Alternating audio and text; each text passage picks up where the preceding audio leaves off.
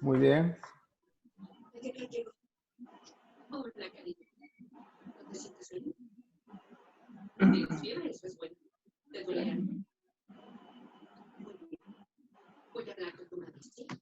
Mi amiga está por ahí por si necesitas algo. ¿Bien?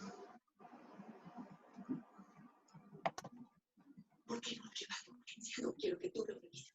Y estaba a punto de lavarme. Ni siquiera lo sabes. Puede mover cosas con su mente. Oye, ¿qué estás diciendo? Trato de explicarte. Sí, creó un ciclo, un huracán con sus lenguas y otras cosas así. ¿Tomaste algo? Pedílo reservado en caso de emergencias. No estás escuchando. Algo no curativo. Es decir, yo comencé a sangrar. Mira mi hombro. Dices que Guión es violento. Digo que tiene poder. Sí.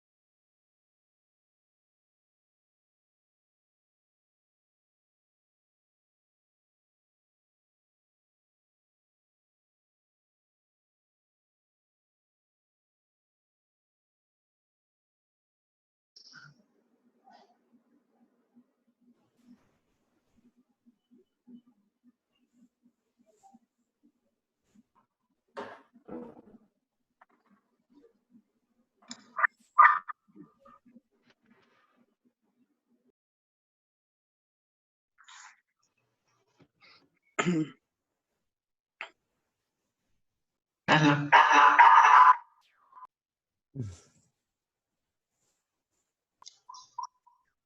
Ok.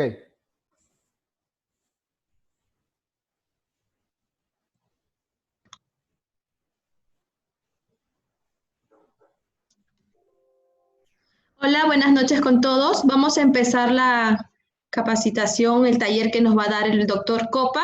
Por favor, le pido a los participantes de que puedan mantener su audio en silencio para así poder tomar atención al doctor y de antemano agradecer por su presencia también a todos y espero que sea de mucho aprendizaje y de repaso este taller para todos ustedes.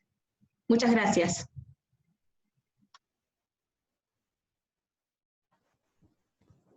Ok. Muy bien. Por favor, buenas noches a todos. Les voy a explicar que pueden apagar sus micrófonos para poder así aprovechar esta charla. Quiero agradecer a Newson, a los representantes, a todo el personal de Newson por la invitación en esta oportunidad. Yo soy el doctor Copa, asistente del Hospital Central FAP y del Hospital Barton. El tema a conversar es sobre enclavado endomedular en fracturas pertrocantéricas. ¿Ok? Muy bien. Si bien es cierto, el objeto de la charla es ver las indicaciones del enclavado endomedular en fracturas de cadera. ¿Ya? Vamos a describir algunos parámetros de buena reducción y quizás vamos a dar algunos alcances de la técnica quirúrgica para un buen resultado en este tipo de fracturas. La incidencia básicamente es en pacientes gerontes, más común en la octava década, muy frecuente en traumatismos de baja energía, caídas de nivel.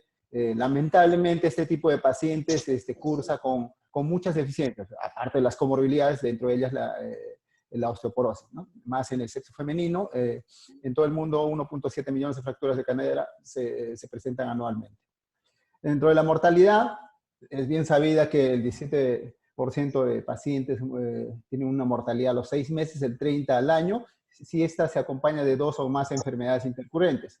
Lógicamente que los pacientes gerontes presentan este tipo de problemas. 25% de todos estos pacientes va a reducir un poco la expectativa de vida y 50% va a cursar con déficits permanentes para la actividad de la vida diaria. Ok. Según la proyección demográfica en el Perú, se estima que al 2050, bueno, esto era antes del COVID, la población total va a ser en el Perú más o menos 37 millones.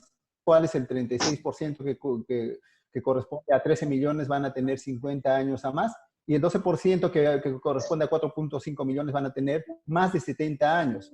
¿Esto qué quiere decir? Que el 12 al 16% de las mujeres peruanas van a ser mayores de 50 años y estas van a sufrir una fractura de cadera al año.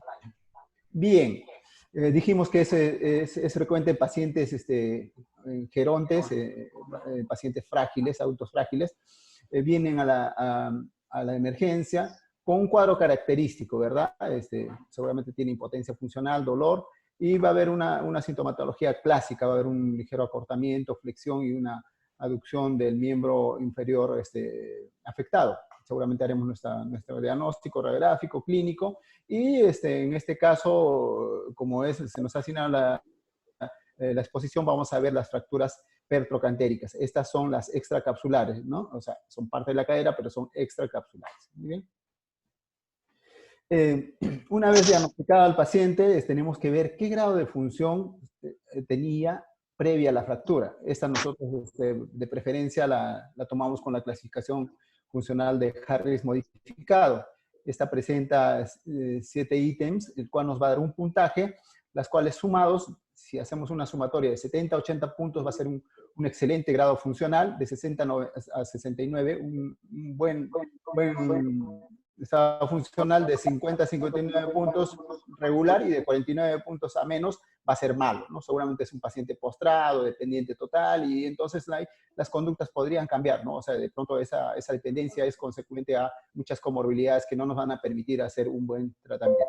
La idea es de restablecer la función igual o similar a previa a la fractura. ¿Okay? Lamentablemente, todos los pacientes no tienen un estudio, digamos, de la calidad ósea. En este caso, si sufren o no de osteoporosis. Acuérdense que el gol es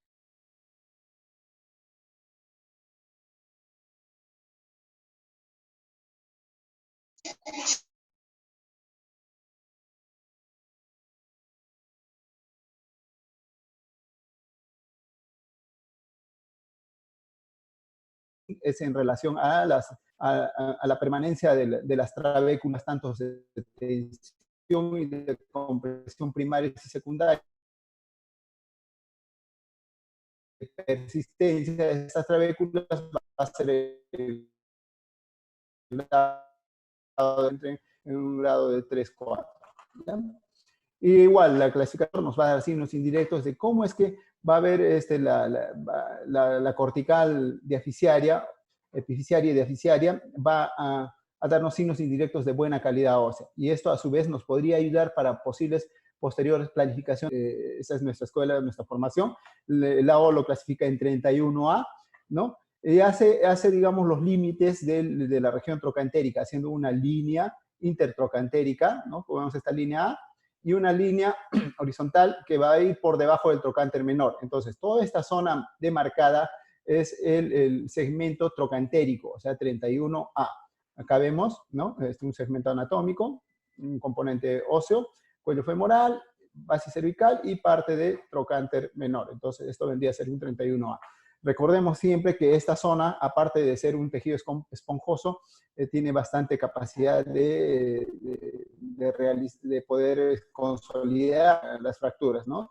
Veamos que, o sea, la diferencia de la insuficiencia de la irrigación, si esta fractura fuera a nivel cervical, ahí cambian las conductas y las perspectivas o los pronósticos son distintos a una fractura extracapsular o trocantérica. Ok, sigamos. Pues bien, si hablamos de la clasificación AO, existe una modificación, esta publicación del compendio en el 2018 sobre la clasificación AO. Recuerden que la clasificación de AO las clasifica en pertrocantéricas simples y complejas, ¿no es cierto? O sea, las estables e inestables. Existe una modificación en las fracturas pertrocantéricas en el 31A1.1, la cual en la anterior clasificación tenía una similitud con el 31A1.2, que era un trazo simple, pero no desplazado. Y el 31A1.2 era un trazo simple impactado. Y el 31A1.3 era un trazo simple, pero que pasaba por debajo del trocánter menor. Pues bien, esto ha cambiado. Ahora se ve, digamos, ha habido diferencias interobservadores, entonces se le asigna al grupo del 31A1.1 a las fracturas con un trazo simple que afecten tanto solo al trocánter mayor o al trocánter menor. En este caso, si es que afecta al trocánter mayor, será 31A1.1N, ¿no es cierto? Y si es que afecta al trocánter menor, lo pondremos con la letra O, ¿ok? No cambia del 31A1.2, persiste un trazo simple, un trazo sin mayor compromiso, digamos, de la pared posteromedial o posterolateral, que podríamos llamar una fractura estable. Lo que sí cambia es, recuerden que la fractura 31A1.3, en esta configuración, en la anterior versión de la clasificación, esta estaba catalogada como una 31A2.1, pero aún así esto seguía siendo una fractura pertrocantérica estable. La diferencia es que lo engloba en el A1.3 con la salvedad de que haya una integridad o una masa ósea mayor de 20.5 milímetros a nivel trocantérico. Si es que existe una masa mayor de 20.5 milímetros, esta se considera una fractura pertrocantérica estable. Hay una disminución ya en lo que vendría a ser los grupos de 31 a 2.2. No cambian el A2.2, existe un fragmento intermedio, y de 2 a más fragmentos a nivel del 31 a 2.3. Estas sí ya son consideradas de acá para adelante las fracturas pertrocantéricas inestables. Ni hablar, persiste aún la condición de las 31 a 3.1, ¿no? Un trazo simple oblicuo, trazo transverso, y uno de estos con un fragmento intermedio que va a dar mayor inestabilidad. Entonces, de acá podríamos deducir ya los criterios de estabilidad e inestabilidad, ¿no es cierto? Seguramente vamos a ver los criterios de inestabilidad cuando hay de 2 a más fragmentos o un tercer fragmento intermedio, cuando hay una afección de la pared posterolateral, una afección de la pared posteromedial, ¿no es cierto? Y los oblicuos simples o los transversos o los multifragmentarios, que van a ser completamente inestables. Entonces ya sabemos lo que es fracturas estables e inestables de acuerdo a nuestra clasificación. Bien, ¿y cómo es que se define, digamos, cómo definimos la masa ósea lateral? En esta clasificación, para ver, digamos, si estamos en una estable o inestable, a nivel del tubérculo inominado del trocánter mayor, se traza una línea vertical a 3 centímetros distal. A partir de esta se hace una línea en ángulo de 135 grados hacia el trazo de fractura, como vemos la línea D. Entonces, esta es el punto a tomar de la medida. Si esto es menor de 20.5 milímetros, seguramente va a ser una fractura con trazo inestable. Y cuando es mayor de 20.5, seguramente un trazo estable. Posteriormente vamos a ver la aplicación de esta con un ejemplo que por ahí hemos encontrado felizmente. ¿Ok? Muy bien. Es necesario siempre hacer una buena evaluación radiográfica. De pronto, en una vista frontal, nos puede parecer una fractura pertrocantérica simple, ¿no es cierto? Estable, bueno, pues vamos a hacer unas osteocitis con un dispositivo extramedular, bueno, y vemos en la axial que solamente se ve el trazo inverso en esta toma. Entonces, siempre las dos tomas es muy importante, porque puede haber sorpresas, ¿ya? Una frontal y una axial, siempre para un buen diagnóstico y una buena clasificación. Ok. Entonces, si tenemos las fracturas pertrocantéricas estables, ¿no? O sea, estables, que hay una buena porción de sujeción en la pared posteromedial, la pared posterolateral se encuentra, no hay fragmentos intermedios, no hay un trazo oblicuo ni transverso, entonces esta será estable. Probablemente el dispositivo a elegir sea un dispositivo extramedular, en este caso, como ejemplo, el DHS, ¿no es cierto? Pero si tenemos una mayor conminución en la pared posteromedial, miren, un trazo de fractura más de 2 centímetros del trocánter menor, es completamente inestable, la tendencia al varo y el colapso con estos dispositivos va a ser mayor, o una afección de la pared posterior o una conminución intermedia. Entonces, seguramente los dispositivos intramedulares serán de mejor pronóstico en este tipo de fracturas. ¿Ok? Seguimos. Entonces, Con todo esto del cambio de los dispositivos intramedulares, extramedulares, existen muchos estudios en el cual siempre han puesto como estándar en el tratamiento de las fracturas petrocantéricas a los dispositivos extramedulares, en este caso el DHS, esto desde los años 50. A partir de los 90 empieza a cambiar esta situación, pero existe mucha problemática con los clavos de primera generación, en este caso los camas, existiendo fracturas perimplantes intraoperatoriamente y posterior a la cirugía. Entonces, a raíz de esto existe un aumento, digamos, en el uso de los implantes, de un 3 a un 67% de cirujanos prefieren hacer un enclavado endomedular. La mayoría de los estudios se han centrado, ¿no?, en evidencia radiográfica o trazas de fracaso y reoperación, por lo que les había comentado, ¿no?, y sin considerar la función del paciente. La mayoría involucrada a la primera generación de dispositivos intramedulares con altas fallas intraoperatorias y postoperatorias. Ok, existen modificaciones de estos diseños de última generación, las cuales han corregido en algún punto las deficiencias explicadas de diseños anteriores. ¿Okay? Vamos a seguir. Entonces, por ejemplo, vemos este estudio prospectivo aleatorio multicéntrico, en el cual hacen comparaciones funcionales y radiográficas de dispositivos extramedulares e intramedulares en fracturas intertrocantéricas inestables, ¿ya? Entonces, hacen una comparación funcional y radiográfica. Ven en 204 pacientes, 92 pacientes tratados con dispositivos extramedulares, en este caso el DHS, 112 pacientes con enclavados endomedulares, de las cuales a los 12 meses, los que han quedado hasta el final del estudio son 80 con dispositivos extramedulares y 87 pacientes con dispositivos intramedulares. No hay diferencia significativa en relación a la función a los 12 meses. No hay diferencia. Sí, hay un favor, algo a favor del enclavado endomedular, pero no es significativo. Lo que sí hay una diferencia es en la evaluación radiográfica de estos pacientes. O sea, en los dispositivos extramedulares, llámese, hay un acortamiento de 1 centímetro y en los enclavados endomedulares de 0.2 centímetros. Este colapso en el rango de 1 a 6 semanas. Aún así, en este artículo siguen viendo las deficiencias del enclavado endomedular y siguen viendo, digamos, las falencias de los clavos de primera generación y el costo-beneficio de utilizar el dispositivo extra o intramedular. Muy bien.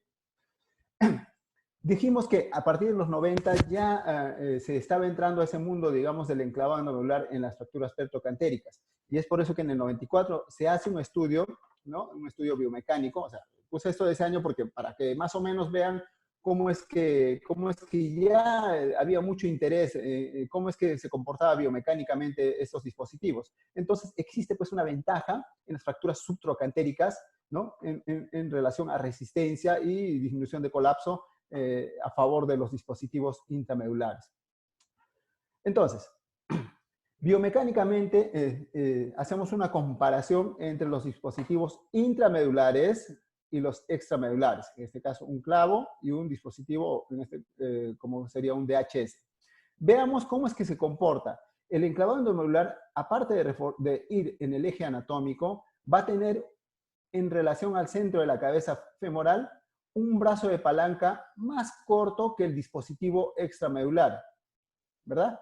Entonces, ¿qué quiere decir? Que va a haber una reducción del momento de colapso, del momento flexor. Va a haber un mayor control del colapso por la cercanía o por este brazo de palanca que es más corto que el brazo de palanca del dispositivo extramedular, ¿no? O sea, es como decir, tenemos un parante y mientras más alejado, mayor tendencia a que, digamos, fracase, digamos, este dispositivo y colapse. Acuérdense que las fracturas petrocantéricas inestables tienen mucha conminución en la pared posteromedial, seguramente hay fragmentos intermedios o una deficiencia de la pared posterolateral. Entonces, va a haber más tendencia al fracaso con los dispositivos extramedulares que los intramedulares. ¿Ok? Entonces, dice, ¿no? Va a haber una reducción del momento de flexor, un mejor control de la rotación, un mayor control del colapso en varo, ¿no es cierto? O sea, las fuerzas en varo va a ser más controladas por este dispositivo y del acortamiento que resulta de la composición más medial, o sea, resulta de la composición del brazo de palanca que es más medial que el extramedular. ¿Ok? Entonces, no solamente es el componente óseo, recuerden que tenemos un sinfín de partes blandas que van a hacer contrafuerza contra nuestra reducción y contra nuestra osteosíntesis, ¿no? Los abductores, el psoas ilíaco, los aductores, entonces van a hacer una serie de fuerzas opuestas para poder hacer una buena reducción de este tipo de fracturas. Existe otro ensayo, un estudio Cochrane, en el cual hace una comparación de dispositivos extramedulares e intramedulares, de varios, clavo Puncher, clavo Ender, dispositivos extramedulares de CS, placa angulada, el DHS, pero para efecto de nuestra charla, vemos que hay una revisión de 36 ensayos, 22 ensayos de 3.871 pacientes en una comparación de clavo gamma versus el DHS. Entonces ahí se sigue hablando que el gamma tiene mayor riesgo de fractura postoperatoria del fémur y mayor tasa de nuevas cirugías. Existen 2 ensayos pequeños de 65 participantes con fracturas inversas y transversas a nivel del trocánter menor a favor de los dispositivos intermedios. O sea, las fracturas pertrocantéricas inestables iban muy bien con estos tipos de dispositivos. Recuerden que este estudio solamente es a nivel de fracturas extracapsulares. ¿Okay? Bien, entonces dijimos en las fracturas pertrocantéricas inestables iba mejor en el clavo. El problema era eso, ¿no es cierto? O sea, se ponía el clavo, los clavos gamma de primera generación y ocurría esto, ¿no? Por ejemplo, la narrativa de este caso clínico es de que al momento de culminar la cirugía, hacen el ajuste o la colocación del bloqueo distal y sienten un crujido y evidencian este tipo de fractura. ¿Por qué pasa esto? Porque la configuración del clavo de primera generación era muy vertical y tenía su sujeción básicamente en tres segmentos. Una parte lateral, una parte medial en el cárcel y otra parte lateral en el ápice del dispositivo. Entonces, esto hacía, digamos, que la introducción era muy difícil porque la angulación era muy lateral y el dispositivo era muy vertical. Entonces, había un daño a nivel del trocánter y probablemente una fatiga y una fractura a nivel de la parte distal del clavo. En este caso, ¿no es cierto? Vemos una comparación de un clavo de primera generación, ¿no? Cómo es que su angulación va de medio a lateral 10 grados. Entonces, había mayor contacto.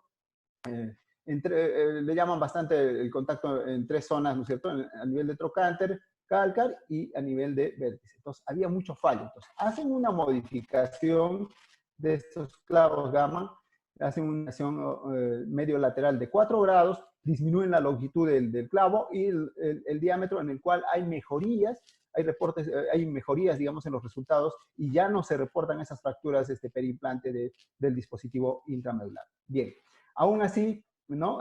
Hay estudios en el cual, digamos, en las fracturas pertrocantéricas inestables, el clavo gamma aún, o sea, en pequeños estudios había cierta ventaja, digamos, pero siempre iban en contra de eso, de las complicaciones intra y postoperatorias.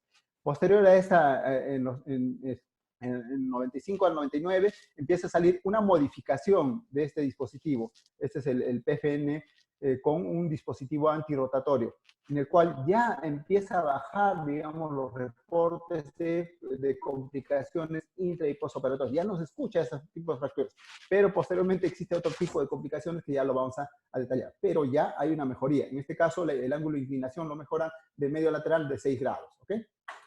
Mientras va evolucionando esto, hay modificaciones también en los dispositivos cefálicos. Tornillos a nivel del clavo gamma, el DHS en los dispositivos extramedulares, el DHHS con láminas y el TFN con láminas espirales, el cual tenía aparentemente en los estudios biomecánicos una ventaja, digamos, en relación a la impactación y en relación al efecto antirrotatorio en los huesos osteoporóticos. Y una nueva modificación última, en el cual a esta se le añade algunas fenestraciones para hacer algunas aumentaciones, para poder mejorar la fijación. ¿Ok? Seguimos. Pues bien, esta es más o menos la reseña del pasar de los clavos gamma, la modificación de los clavos gamma, viene el TFN, ven que hay algunas complicaciones como el efecto Z y el efecto anti-Z en este tipo de dispositivos, y pasan a la lámina, que es el TFN, y ahora que viene, ¿no?, con aumentación por las fenestraciones y una modificación incluso en el punto de entrada, que si era 6 grados, ahora los dispositivos vienen de medio lateral 5 grados, porque también hay reportes de dolores a nivel del trocánter mayor. Muy bien. Esto es lo que les decía, ¿no? O sea, cómo es que hacen la comparación, digamos, de colocar un dispositivo o un tornillo donde va a haber mayor resección ósea, sobre todo en un hueso osteoporótico, y la lámina es que va a hacer un efecto de impactación y esta va a hacer un buen anclaje, O sea, impacta el estado del hueso y aparte de esto funciona como una lámina y tiene mejor, digamos, rendimiento antirrotatorio. Estas vemos las modificaciones que están haciendo en relación a la angulación y algunas modificaciones a nivel del clavo mismo, porque existen en ciertas poblaciones algunas complicaciones para introducir el clavo femoral. Por ejemplo, cuando existe mucha anteversión femoral o en poblaciones asiáticas o en poblaciones sudamericanas en tallas bajas o algún problema reumatológico. ¿Ya? Ok.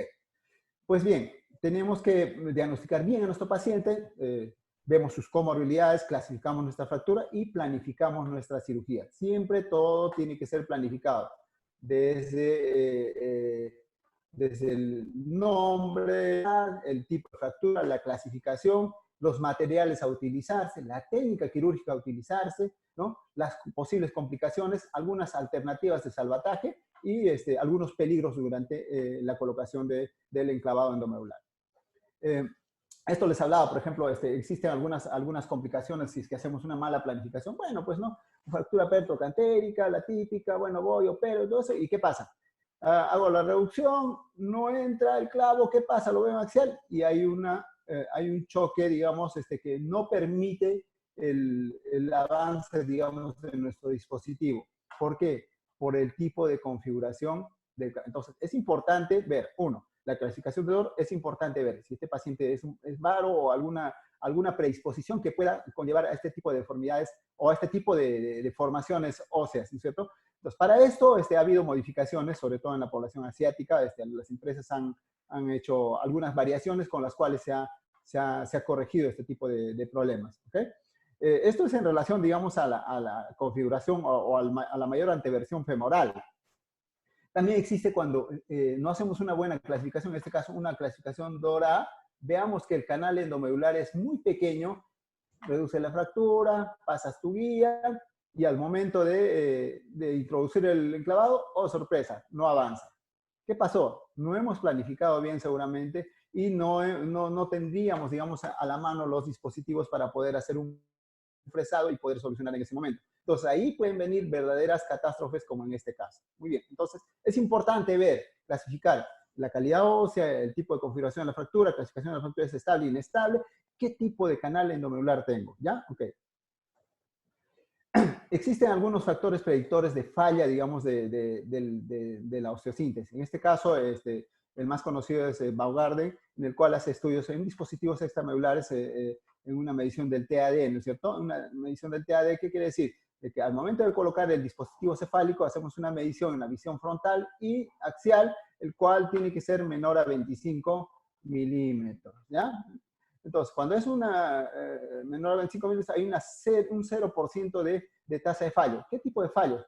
Tasa de corte, un cutado. Básicamente eso. Y si es que existe, digamos, de 25 a 29 milímetros, un 5% de tasa de fallo, de 30 a 34, un 17%, de 35 a 44, un 23%, y de 45 a más, un 60% de riesgo de corte o de fallo del dispositivo. A su vez, también nos habla mucho sobre los cuadrantes de Cleveland, el cual nos da 9 cuadrantes y nos indica que dónde es que debería ser de preferencia la colocación del dispositivo cefálico. Y nos habla mucho de que debería ser centro-centro, o centro inferior, o centro o posterior inferior. Los demás tienen alta tasa de fallo. Entonces, de preferencia centro-centro o centro inferior. Muy bien. Entonces, como ha habido muchos estudios, digamos, en dispositivos extramedulares, también esto se ha extrapolado a dispositivos intramedulares. Ha habido algunas variaciones del TAD, por ejemplo, el TAD de cálcar, o sea, se tiene la misma medida en la vista axial, pero en la vista frontal se hace una línea a nivel del cuello femoral y del cálcar, el cual es el nuevo parámetro a medir en la vista frontal y en la vista frontal. Igual, el parámetro tiene que ser menor de 25, no hay diferencia significativa con relación al TAD. Muy bien. Existe un estudio simpático coreano en el cual hacen un estudio retrospectivo, evaluación radiográfica de 150 pacientes, 75 femeninos, 76 varones, una edad media de 73.7 años. Entonces, nos dicen como conclusión que el mayor riesgo de falla es cuando no se restituye el ángulo cérvico diaficiario menos de 130 grados. ¿Ya?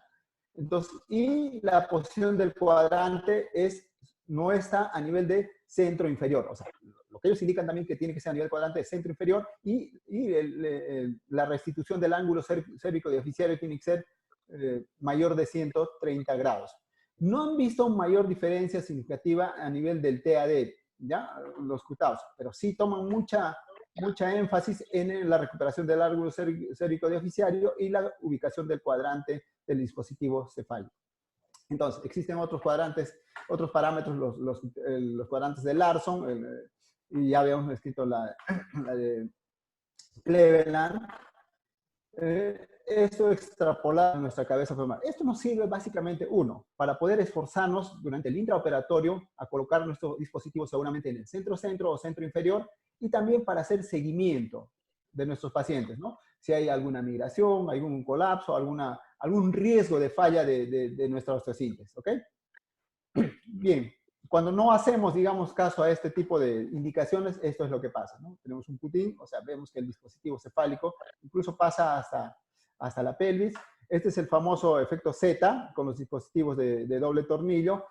Por algún motivo, recuerden que este dispositivo, el clavo endomedular, es una combinación del enclavado, o sea, refuerza el eje anatómico y también tiene las propiedades o las bondades del DHS, o sea, hace un colapso dinámico controlado. O sea, deberían colapsar juntos y no irse uno solo y quedarse.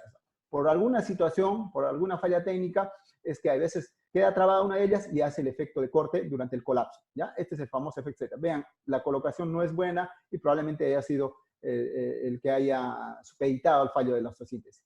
Este es el famoso efecto anti-Z, igual, vean, inclusive el dispositivo protruye por las partes blandas y seguramente es muy doloroso e incómodo para el paciente para poder reintervenirlo posteriormente, ¿no es cierto? Este es el famoso cutout, el famoso efecto de corte. Cuando no hacemos, digamos, o no colocamos estos parámetros, existen otras disposiciones. A veces la calidad ósea, a pesar de colocar un buen TAD, pues para esto se han creado algunos otros dispositivos, las aumentaciones mejorarían, en teoría, este tipo de fallos, ¿ok? Algunas pseudoartrosis y fallo de los implantes que podría causar, digamos, un fallo de nuestra osteosíntesis. Pues bien, una vez que tengamos esto, es importante hacer una buena reducción previo a la colocación del dispositivo intramedular. Ya dijimos que para las fracturas peltocantéricas inestables vamos a preferir en este caso un enclavado endomedular, ¿ya? Entonces, colocamos a nuestro paciente sobre la mesa de tracción, reducimos la fractura bajo el intensificador de imágenes. Vemos que hayamos recuperado el ángulo cérvico deficiario, vemos en el axial, tenemos que ver esta doble silueta curva, o sea, sacándole cintura al cuello sobre el trocánter. Esto es un buen signo de una buena reducción. Siempre el ingreso de nuestras guías tiene que ser bajo visión fluoroscópica, en buena posición, tanto en frontal y en axial. Tiene que ser al centro, ¿ok? Vamos a hacer un pequeño resumen. Colocamos a nuestro paciente sobre la mesa de tracción, reducimos, medimos el ángulo cérvico deficiario, probablemente midamos si es que es un clavo largo, midamos la longitud, vemos a nivel del istmo, que es la zona más estrecha del canal endomedular, qué diámetro de clavo vamos a utilizar y empezamos a colocar la guía tanto en frontal como en axial. Es importante esta colocación de las guías, tiene que ser en buenos parámetros, ¿ya?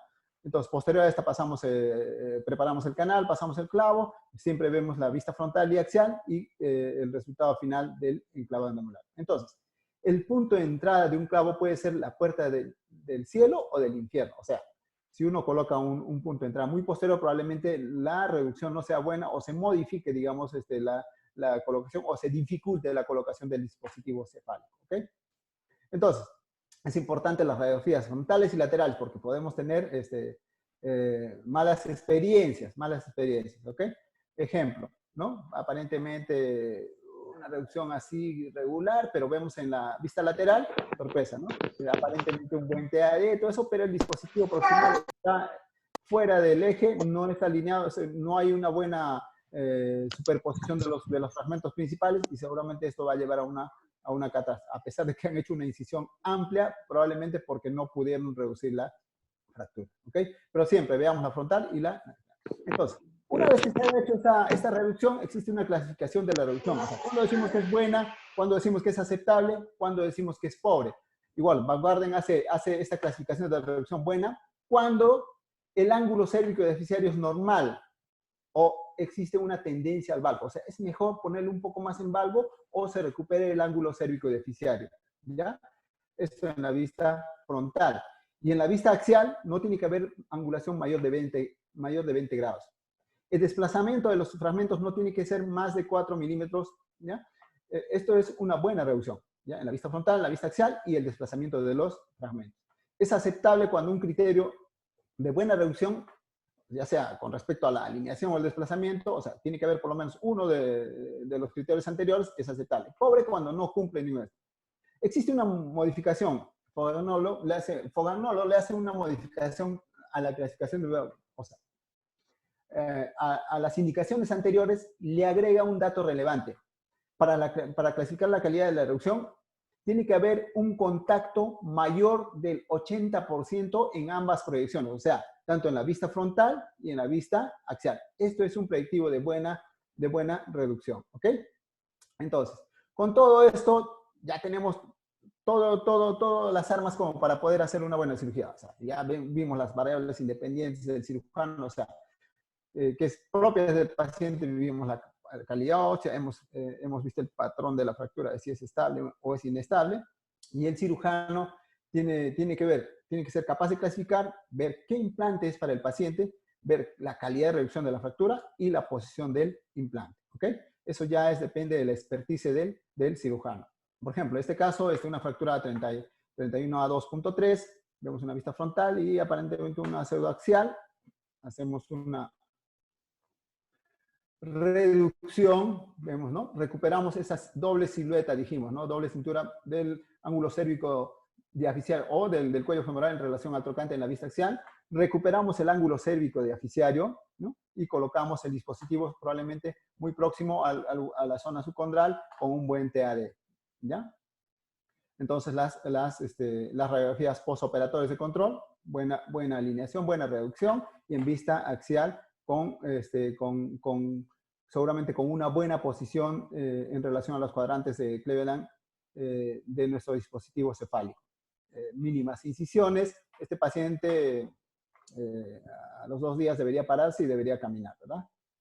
Muy bien. ¿Qué es lo que no hay que hacer? ¿Qué es lo que hay que estar preparado? Y hay que ser honesto y decir, bueno, no estoy preparado y aún no puedo, no tengo la expertise de colocar este tipo de dispositivos o hacer algún tipo de reducciones.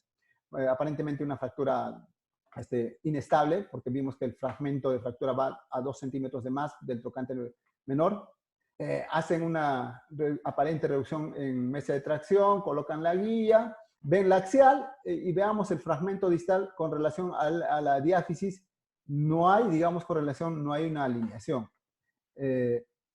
Persisten, hacen algunas maniobras, colocan seguramente una pinza de reducción, pasan el dispositivo, no hay buenas tomas, y miren, la zona distal, ¿cómo es que hay una afección de la zona distal? Probablemente sea un hueso de mala calidad y al momento de hacer mal el bloqueo, han dañado la cortical de la zona distal. Esto puede ser un factor potente para una fractura periimplante. Probablemente vaya a pasar eso. Entonces, veamos los resultados. No cumple con los criterios. Hay una reducción con menor de 4 milímetros de desplazamiento, no. ¿Se recupera el ángulo cérvico deficiario? No, pues porque hay una tendencia al valgo y no hay una buena, digamos, hay una alteración de la rotación del fragmento distal. Aparentemente han traccionado mucho y no han podido reducir. Entonces, hay una interposición entre los fragmentos principales más del 80%, aparentemente no. Entonces, esto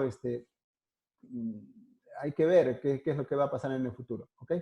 Algunos otros casos, igual fracturas inestables de trazo transverso con fragmentos, o sea, sería una 31 a 3.3, porque tiene un fragmento interpuesto, igual.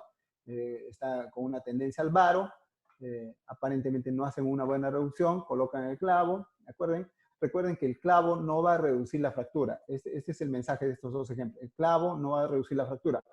teníamos que reducir previamente la fractura para recién poder colocar el dispositivo. No es que el clavo sea de mala calidad o este clavo es mejor, no. Ahí mucho tiene que ver la expertise del cirujano. ¿Ok? Veamos, ¿no? Hago esta comparación. Está en varo, no hay una buena reducción y veamos. No se recupera el ángulo cérvico deficiario. Probablemente no esté en el cuadrante centro-centro, está en el centro superior probablemente. Y acá igual no hay, digamos, la reducción menor de 4 milímetros del trazo de fractura y probablemente tampoco haya digamos que los fragmentos principales tengan el 80% del contacto. Entonces, esto está destinado a que en algún momento falle, ¿no es cierto? Seguramente una falla de implante o un efecto de cut-out. ¿Ok? Entonces, para este tipo de situaciones podemos invitarle a leer este tipo de publicaciones, algunos tips para hacer reducciones en fracturas petrocantéricas de difícil reducción. ¿Okay?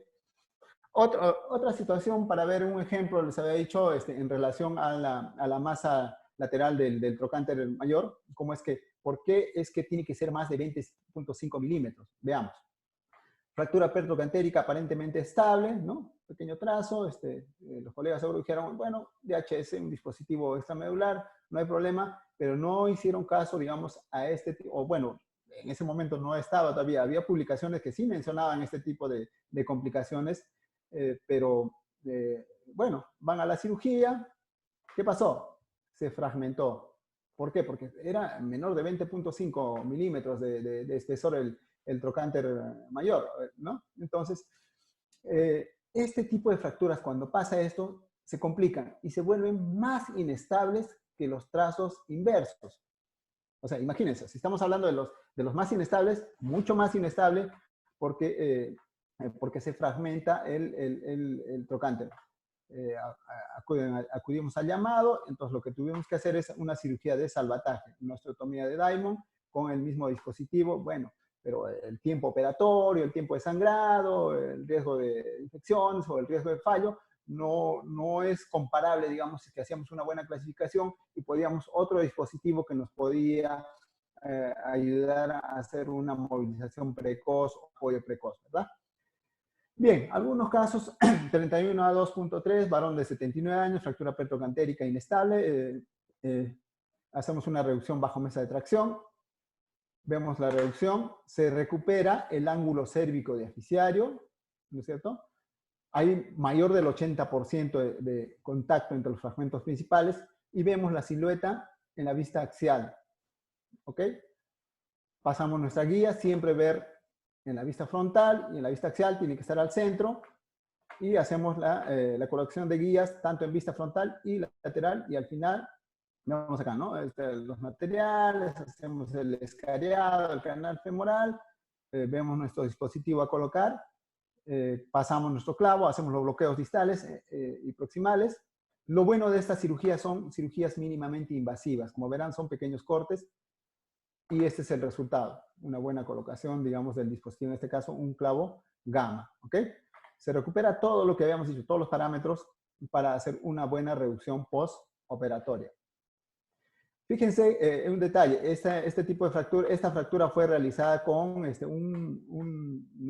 se tenía en ese entonces un arco en C, así que esta es una radiografía portátil, ¿ya?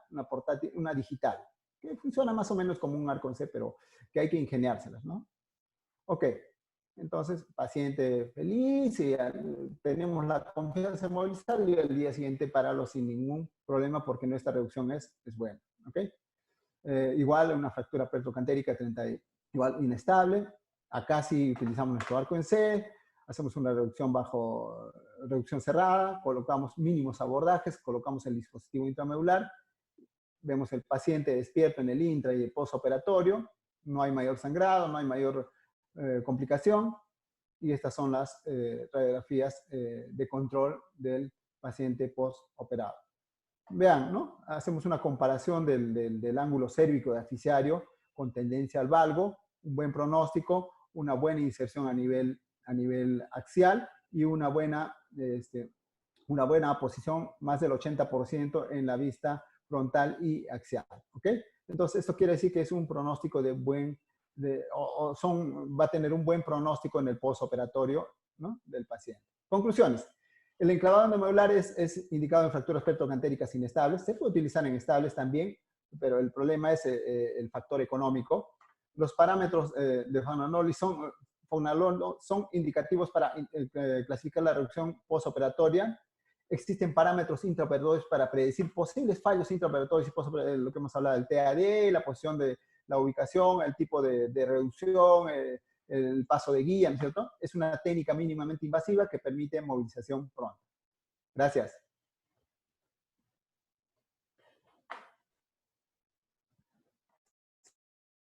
Si tuvieran alguna pregunta.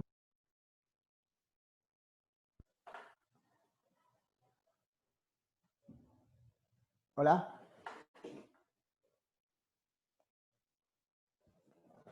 Muy bien. Buenas noches. ¿Alguna pregunta de los participantes?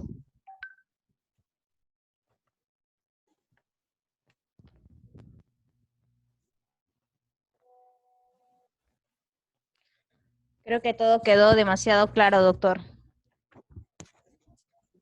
Pregunten. A ver, vamos a esperar un poquito. Vamos a ver en el Facebook también si que tienen alguna pregunta. Ok. Miren, la bondad de estos dispositivos es que tenemos que ponernos en los dos bandos, ¿verdad? O sea, tanto de la familia y del cirujano. O sea, ¿qué es lo que quiere la familia? La familia quiere una rehabilitación, una recuperación pronta, ¿no es cierto?, que regrese al grado funcional previo de la fractura. O sea, si se fractura mi abuela, digo, pero doctor, quiero que mañana mismo se pare y camine o se siente. ¿Qué es lo que quiere el cirujano? Lo mismo, quiere dormir tranquilo. O sea, yo particularmente, si me dan a elegir un dispositivo extramedular a un dispositivo intramedular, definitivamente voy a utilizar el dispositivo intramedular. Tiempo operatorio corto, mínimas incisiones, al paciente lo puedes sentar y parar rápido, entonces ahí disminuye mucho las complicaciones. Recuérdense que son pacientes gerontes que por el decúbito prolongado, o sea, por estar mucho tiempo echados, puede haber infecciones urinarias, neumonías, escaras de decúbito, y esto va en desmejoría de salud y hasta los puede llevar a la muerte de nuestros pacientes. Entonces, lo que queremos es eso, ¿no? O sea, yo me quiero sentir bien, entonces busco el mejor dispositivo, que ese es nuestro trabajo, ¿no es cierto? ¿Ok? Doctor, tenemos preguntas en el chat, les leo. Ok. Con respecto al barril en el 2, con respecto al barril largo o corto, ¿se puede pasar el foco de fractura? Estamos hablando básicamente en dispositivos extramedulares. Eso sería en fracturas petrocantéricas. No, la indicación es no pasar el trazo de fractura. Por eso es que existen barriles cortos y largos, ¿ya? No se tiene que pasar, porque eso va en desmero, digamos, a la reducción. Recuerden que es un dispositivo dinámico, o sea, tiene que haber un colapso controlado del dispositivo, ¿ya? Entonces no se permite. No es lo indicado. Aló, doctor. Sí. Gracias otra vez por Ya, nos siguen preguntando acá, nos dicen, tics para la reducción del fragmento proximal desplazado al tomar una radiografía axial. Tips en el intraoperatorio, supongo. Así es, doctor. Mire, lo que tenemos que hacer es buscar esto. Cuando hacemos una tracción, generalmente hacemos una tracción bajo la mesa de reducción o la OLBI. Hacemos una tracción controlada, vemos que haya una horizontalidad de la extremidad. No puede estar ni elevado ni bajo, tiene que ser horizontal, ¿ya? Porque esto puede variarnos, digamos, la relación entre los fragmentos proximal y distal. Horizontal.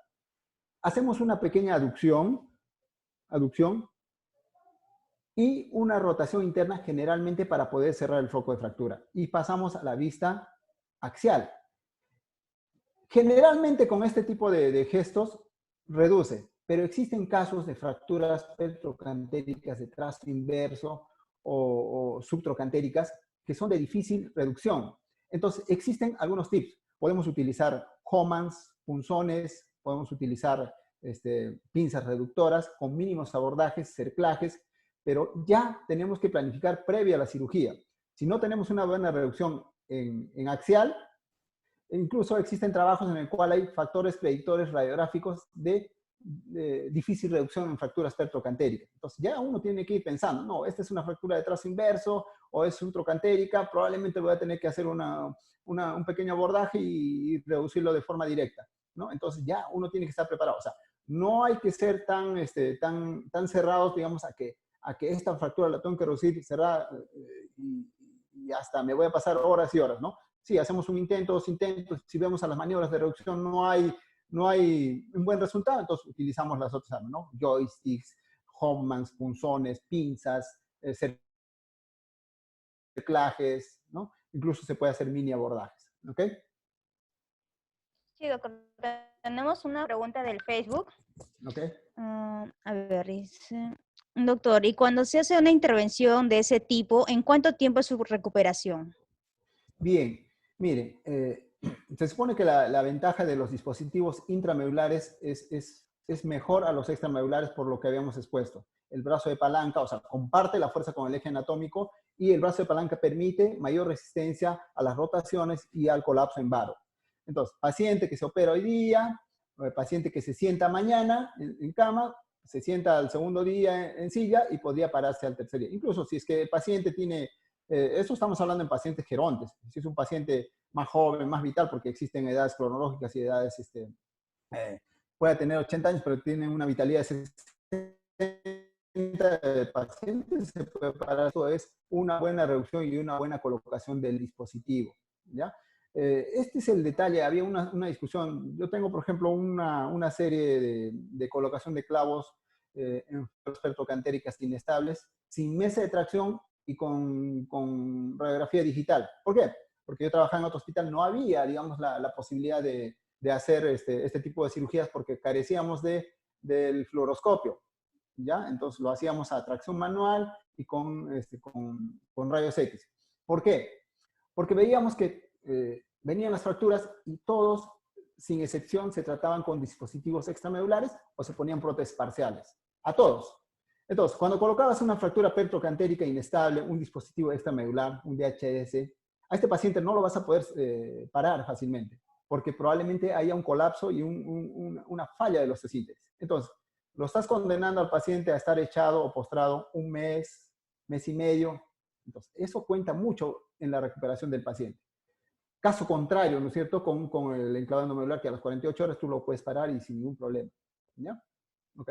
Ahora, mucha interrogante hay en relación al sangrado. Dice, pero doctor, creo que el dispositivo intramedular, o sea, como son cortes pequeños, no sangra mucho. No hay diferencia significativa. Existe una situación que se llama el sangrado oculto en el dispositivo intramedular, que a veces haces, digamos, la relación, y los estudios lo comprueban, en la relación de transfusiones en los dispositivos extra e intramedulares, no hay diferencia significativa. Leí un trabajo bien bonito en el cual dice, por ejemplo, hacen un estudio tomográfico, una angiotomografía, en el cual ven cuáles son las posibles complicaciones hematológicas, ¿no? ¿Cuáles son los peligros, digamos, de colocar este tipo de dispositivos, extramedulares e intramedulares? Entonces, acuérdense que la femoral profunda tiene las perforantes. Estas perforantes se encuentran ubicadas básicamente a 12 o 13 centímetros desde el vértice del trocánter, o sea, más o menos acá, hacia abajo.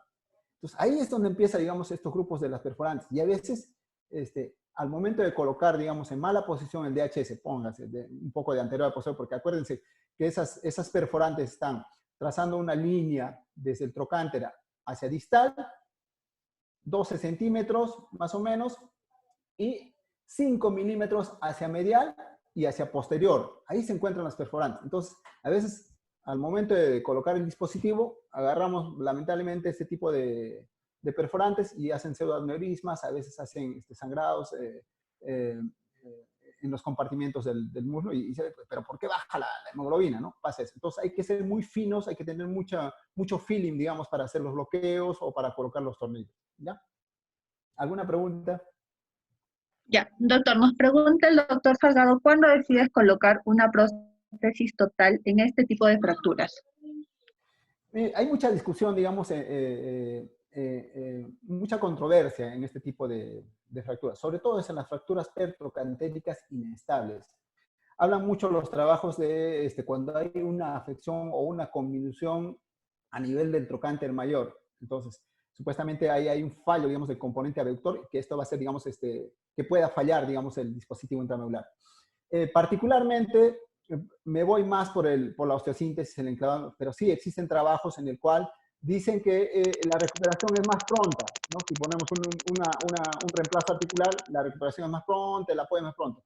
Pero lo que va en contra, digamos, de este tipo de procedimientos está bien. O sea, lo puedes parar así, entonces lo que va en contra es el tipo de cirugía. Es más cruenta, acuérdense que hay más sangrado, o sea, va a haber más pérdida y mayor riesgo de infecciones. Pero si pasa todo eso, sí, es buena opción. Pero siempre hay tiempo para colocar una prótesis. El desmero, digamos, o sea, hay mayor tasa de reintervenciones en osteosíntesis. En osteosíntesis, este estudio básicamente está hecho, digamos, en dispositivos extramedulares que el reemplazo articular. Entonces, la indicación, digamos, para poder evitar esos fallos es hacer una buena clasificación y elegir el tipo de cirugía ideal para tu paciente. Pero sí, hay indicaciones para hacer reemplazos articulares. A ver, Doc, vamos a unir algunas preguntas de Facebook. Okay. Primero nos dice, muy buena exposición. Gracias, doctor. Y las preguntas son, en muchos hospitales no cuentan con arco en C. ¿Cómo puede obtener un rayos X tomaxial con el equipo portátil? Okay. Y una de las complicaciones intrasop es la falta de reducción de fractura inestable. ¿Cuándo decide abrir la fractura y reducir cruentamente? ¿Y qué técnicas usa? Ok. En lo posible evito abrir. Existen muchos artilugios con incisiones mínimamente invasivas. Por eso le hablaba de uso de algunos aditivos, joysticks, punzones, pinzas, Homans. En relación, por ejemplo, yo tenía mucha curiosidad de eso. En todo el Perú no, ahora ya por lo menos hay dispositivos fluoroscópicos o arco en C en los hospitales, ya no tienen su mesa, pero la mayoría no. Entonces, mi persona tiene una casística de 27 casos de colocación de clavos endomedulares en fracturas pertocatéricas inestables, sin mesa de tracción y con radiografías digitales. Si gustan, le puedo presentar algunos casos. Yo tengo acá la presentación. ¿Me permite, Stephanie? ¿Se puede, no? Sí, doctor, adelante. A ver, vamos a ver. ¿Cómo es esto? A ver, ¿cómo es algo? A ver. A ver, tengo por acá. A ver, ¿dónde puede estar? A ver. Este trabajo yo lo presenté en Colombia. A ver, vamos a ver. No, vamos al grano, ¿ya? Vamos al grano. Entonces, ¿qué pasa? Ya tenemos la clasificación. Vamos a ver, ¿ya? Quiero presentarles un poquito esto. Yo creo que si hay mucha gente de provincia le puede servir esto. ¿Por qué hicimos este tipo de técnica? Porque no teníamos mesa de tracción, no había arco en C y las fracturas pertocantéricas inestables se estaban realizando con osteosíntesis, o sea, con DHS y con malos resultados. Es lo que yo explicaba.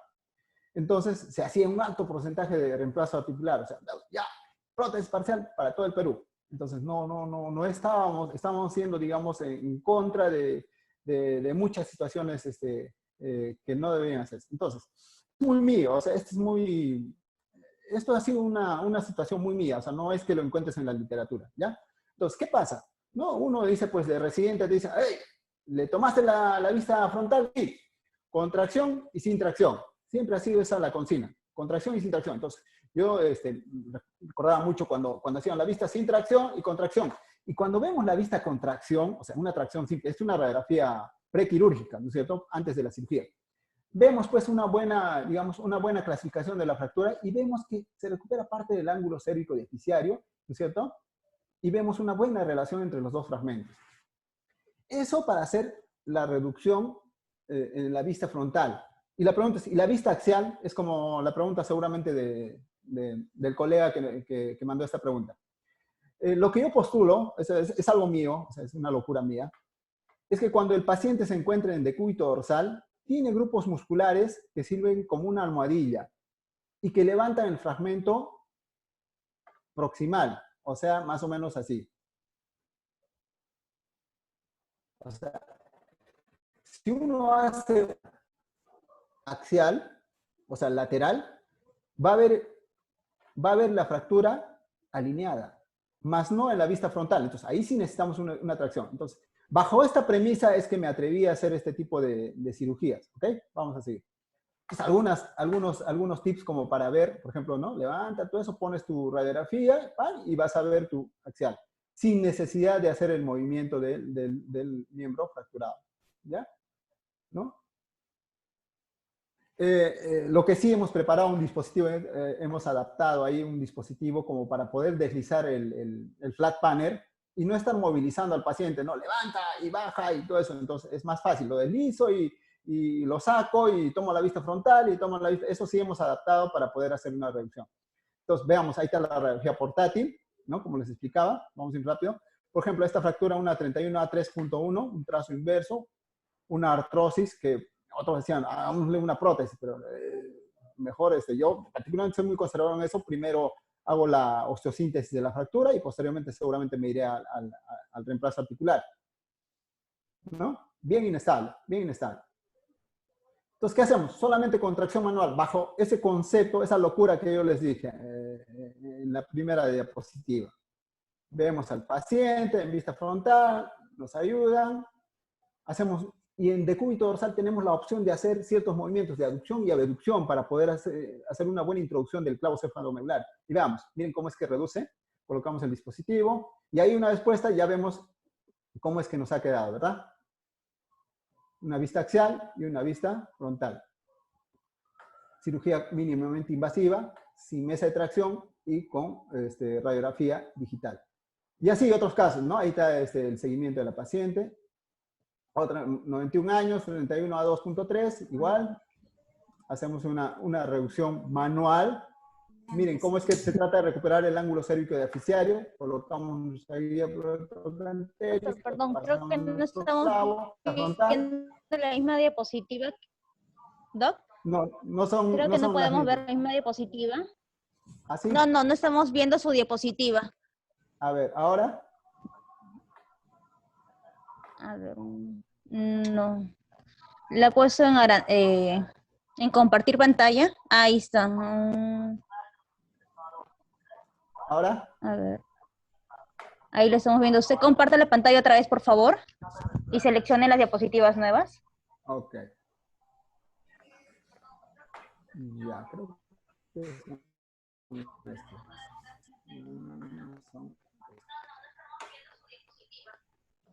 ¿ahora se ve? Un momentito. Ya, ahí estamos viendo, doctor. Ok, otra vez. Entonces, vemos una fractura pertrocantérica, hacemos una tracción, algo rápido, ¿ya? Para terminar, pasamos el clavo, vemos una vista axial y el resultado final, ¿ya? Otro caso, igual. Estas son todas sin mesa de tracción y bajo radiografía digital. Otro caso, 88 años, fracturas pertrocantéricas inestables, vemos una vista frontal, una vista lateral, pasamos nuestro clavo, colocamos nuestra... y vemos ahí, ¿no? O sea, es difícil, es con mucho riesgo, pero sí se puede realizar. ¿Por qué nos atrevimos a hacer esto? Porque no nos parecía colocar DHS a todo el mundo y cuando tenía otras indicaciones, ¿no es cierto? Vemos acá, miren, por ejemplo, esa es la posición que yo les decía, ¿no? Vemos la vista axial, solamente nos preocupamos en la reducción longitudinal y este es el resultado final. Otros casos, y así, tenemos varios casos, entonces sí se puede realizar este tipo de cirugías. Miren, ¿no? Trazos complejos, ¿eh? Igual. Muy bien, hay muchos casos más, pero vamos a... ¿Alguna otra pregunta?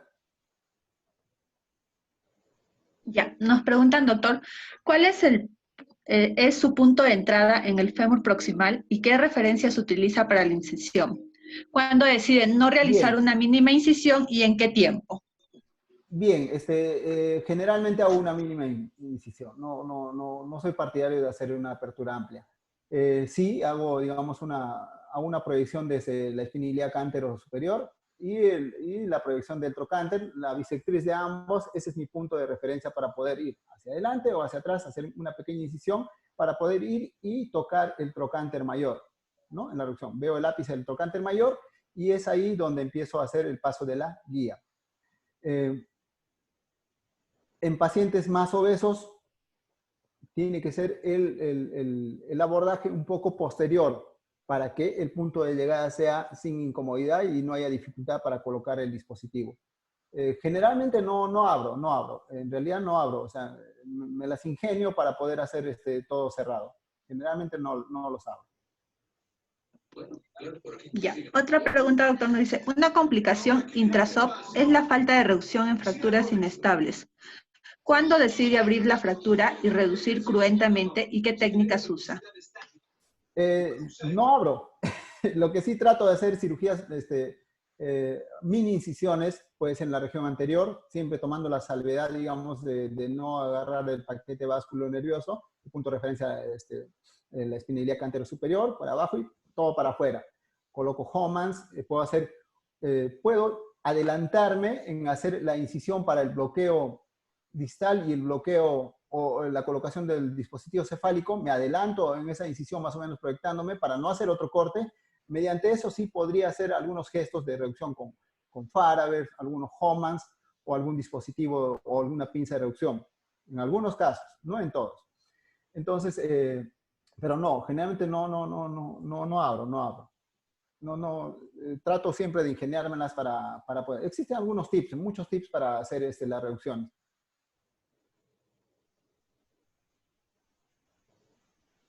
Y bueno, no está, mire, por ejemplo, no está mal abrir, o sea, cuando realmente ya no puedes al primero o segundo intento, no intentes más, o sea, haz una apertura, trata de ser muy generoso con las partes blandas, no desperiostices, haz una reducción, coloca tu dispositivo y ciérralo, o sea, no está mal, o sea, no es que esté en trazo inverso, por ejemplo, a veces es muy dificultoso para poder hacer la reducción, y ábrelo, sí, ábrelo, pero trata de ser muy generoso, o sea, muy respetuoso de las partes blandas. Así es.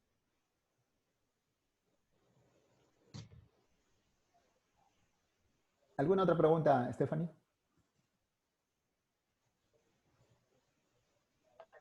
No, doctor, con eso creo que ya está por terminada, damos por terminada la capacitación. Muchísimas gracias por su exposición. La verdad Gracias. que me ha tocado instrumentar con usted y un excelente profesional. Muchas gracias por su tiempo y muchas gracias a los participantes también que se han dado una molestia de ver esta hermosa capacitación. Muchas gracias a todos por la atención y esperemos que en otra oportunidad podamos hacer algunos otros tópicos de otro tipo de fracturas. Gracias. Hasta luego. Gracias, doctor. Hasta luego. Gracias a usted, doctor. Gracias. Han quedado doctor, todavía por responder, pero ya será para ver si podemos hacer otra capacitación. Okay. Ya que como muchos, nosotros no paramos y Newsom es uno de ellos. Muchas gracias. Gracias por todo. Gracias por su participación y a los demás también. Chao. Chao, doctor. Gracias. Nos vamos comunicando por luego. Ok. Ten cuidado con él. ¿Oíste?